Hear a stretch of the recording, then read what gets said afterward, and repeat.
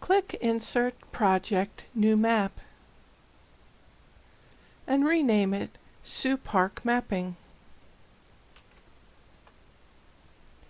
In the Catalog pane, switch to the Portal tab, showing the My Content panel. Navigate inside the Pro Practice folder. If needed to see the new service, use Options Refresh and/or find more items.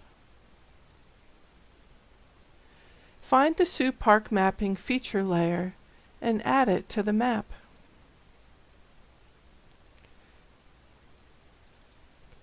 Use the Locate tool or zoom to the park area chosen.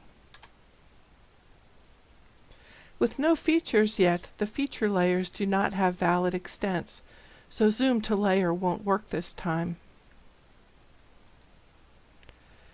Choose Map Layer Base Map Imagery for the map.